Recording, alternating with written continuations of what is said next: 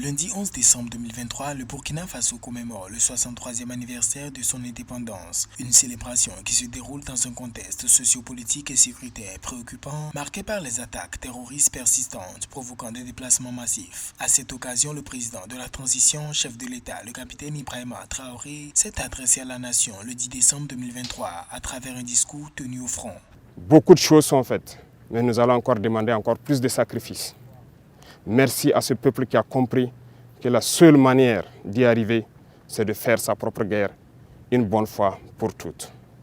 Le pays tente tant bien que mal de relever les défis de l'État dans le but d'assurer un service minimum en matière de sécurité et de justice. En 2023, le gouvernement de la transition burkinabé a fait part de rumeurs allant dans le sens de la déstabilisation du régime du capitaine Ibrahima Traoré suite à une manifestation le soir du 26 septembre à Ouagadougou. Au plan régional, les trois pays dirigés par des gouvernements de transition ont été suspendus de la CEDEAO et de l'Union africaine pour ne pas avoir respecté leurs engagements d'organiser rapidement des élections. Ici en Afrique, nous avons jugé nécessaire de nous mettre ensemble, surtout au Sahel, parce que nous ne pourrons rien faire sans union.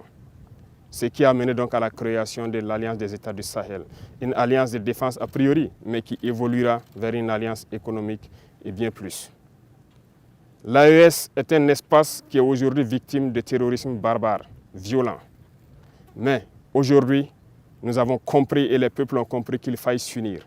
La présence de groupes djihadistes au Burkina Faso depuis 2015 est liée à l'insécurité qui règne au Mali voisin, mais aussi à divers facteurs locaux tels que l'inefficacité de la lutte contre le terrorisme. Depuis la fin de l'année 2020, des tentatives de négociation ont été amorcées sans suite. Le Burkina Faso, qui a connu deux coups d'État en 2022, est pris depuis 2015 dans une série de violences djihadistes.